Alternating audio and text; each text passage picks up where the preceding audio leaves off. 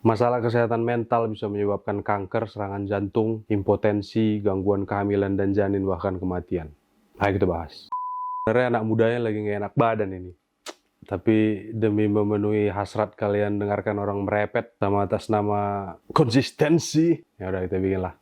Tipis-tipis hari ini mau ngebahas tentang masalah kesehatan mental. Kenapa aku tiba-tiba mau membahas kesehatan mental? Ini sebenarnya bukan topik baru lagi gitu. Bahkan kalau kau lihat di YouTube, apa bahasa keren anak zaman sekarang, udah saturated. Hampir semua channel YouTube bikin cerita tentang masalah kesehatan mental gitu. Jadi yang aku bilang di awal tadi memang betul, kan kanker, bahkan pembesaran hati, dan ini betul-betul ya kan, bukan cuma pembesaran hati, berbesar hati, kau menerima keadaan, enggak, memang membesar, bengkak hatimu karena terlalu stres, terlalu berat beban hidupnya, jantung juga cepat kau mati, impotensi, ya gimana nggak impotensi, nggak kepikiran kau hal-hal lain, cuman stres aja cuman ada di sini di kepalamu itu, kayak mana kau bisa gangguan kehamilan dan janin, ya iya namanya stres, bahkan kematian. Berapa banyak kalau lihat orang-orang di Indonesia bahkan di luar negeri sana bermatian gara-gara masalah kesehatan mentalnya tidak terselesaikan. Kalau kau merasa di badanmu atau di otakmu itu ada sesuatu yang kurang beres, kalau kau punya masalah kesehatan mental,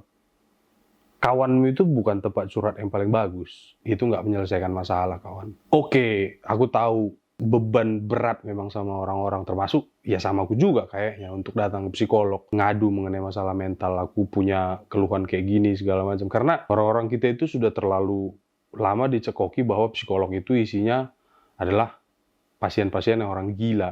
Nggak tahu siapa yang menciptakan asumsi itu pertama kali kalau ke psikolog itu isinya orang-orang gila semua, tapi yang jelas itu mengakar dan mudah-mudahan mentok di generasi milenial gitu. Karena kalau gue lihat kawan-kawan di generasi Z, kawan-kawan yang di kantor atau di lingkungan pertemanan dan lain-lain, orang-orang itu udah mulai peka masalah kesehatan, dan bahkan banyak kantor-kantor sekarang, terlebih startup ya, bahkan di tempatku kerja sekarang pun ditawarkan, kalau kau memang ngerasa ada masalah kesehatan mental, sana pergi psikolog dan itu dibayarin kantor. Itulah hebatnya kantor-kantor zaman sekarang. Apalagi kalau kau Gen Z, biasanya cepat kali tuh psikolog. Cuman yang jadi sorotanku sekarang bukan kau ke psikolognya atau enggak. Banyak orang-orang yang justru merasa lebih nyaman ngomong di internet, cerita di internet. Bikin thread panjang-panjang, bikin Twitter X panjang-panjang, cerita di YouTube, cerita sama kawan gitu. Ini mungkin ironis ya kan. Tapi kawan-kawan itu, nggak semua kawan-kawanmu yang kau rasa nyaman untuk tempat cerita. Mereka itu adalah tempat cerita yang pas untuk masalah kesehatan mentalmu gitu. Kalau kau cerita sama aku kayak, aduh, aku attention deficit disorder ini, aku nggak bisa fokus. Ya aku bilang kok kurang tidur. Aduh, aku nggak bisa fokus ngerjain kerjaan, banyak pikiran, gampang sedih dan lain-lain. Ya aku bilang kok galau, kebanyakan nonton drama. Terus kau cerita apa lagi? Aduh, aku kurang tidur ini. Atau kau bilang kau bipolar disorder. Ya aku bilang kau kebanyakan nonton acara detektif mungkin. Karena bahkan kalau kau beruntung punya kawan yang baik, punya kawan yang bisa mendengarkan kau dengan serius dan menawarkan solusi yang solutif, cerita sama kawan itu bukan pertolongan yang terbaik, ya mungkin pertolongan pertama. Kayak yang gue bilang tadi, kalau kau beruntung punya kawan yang baik, mereka akan menyarankan kau untuk pergi ke psikolog. Jangan bobangun kau sendirian di kosan, bobangun kau sendirian di rumah gitu kan. Atau pasanganmu di rumah, istrimu, suamimu, kau bisa cerita sama orang itu. Terus disarankan kau pergi ke psikolog, itu bagus. Tapi kalau ternyata kawan-kawanmu itu bukan tempat cerita yang pas, ya kan makin rojanon lah kau sendirian di situ. Kau merasa, oh iya ya, jangan-jangan aku memang salah aja di isi kepalaku. Terus kau malah menyalahkan dirimu sendiri. Gak ke psikolog, kok nyalain dirimu sendiri. Akhirnya apa? Ya lewat aja lah kok gitu aja. Dan itu yang paling bahaya kan. Selesai gak ada solusi, ya akhirnya kau merasa bunuh diri itu solusi. Menderita kau selama hidup, menderita lagi kau nanti pas mati. Karena kalau kau orang beragama, kau pasti tahu kalau bunuh diri itu gak diterima di sorga kan. Mungkin pertanyaan berikutnya adalah apa tipsnya? Dan kapan kau harus ke psikolog gitu? Yang ku baca-baca sebenarnya banyak waktu yang disarankan untuk pergi ke psikolog. Tapi beberapa dari itu yang menurutku paling pas adalah yang pertama, kalau kau merasa kesehatan mentalmu atau pikiranmu itu terlalu banyak, terlalu berat pikiranmu itu sudah mengganggu pekerjaanmu. Itu yang pertama.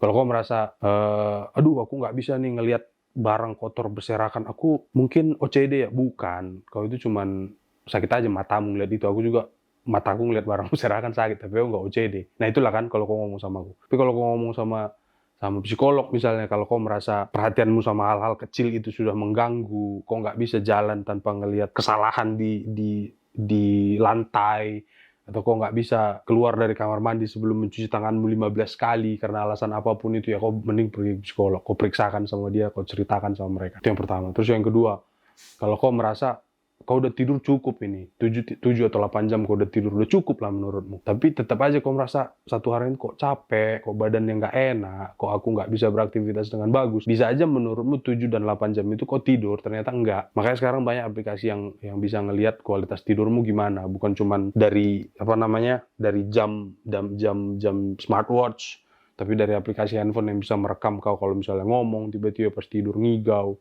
ngorok, atau terbangun-terbangun, dia bisa tahu.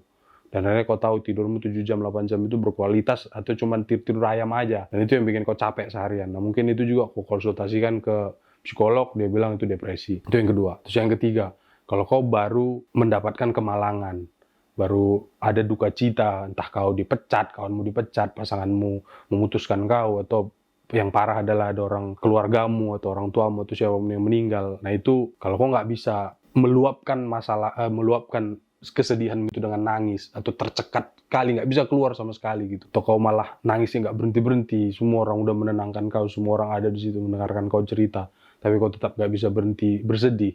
Ada yang namanya 5 stage grief, kesedihan gitu kan ya. Kau mungkin melewati semua masalah itu, melewati semua fase-fase itu, tapi dengan waktu yang agak panjang. Bisa aja kayak gitu. Tapi bisa aja kau memang nggak mau berhenti dari fase pertama. Kau merasa nggak seharusnya seperti ini. Nah itu kau harus ke psikolog. Itu yang ketiga.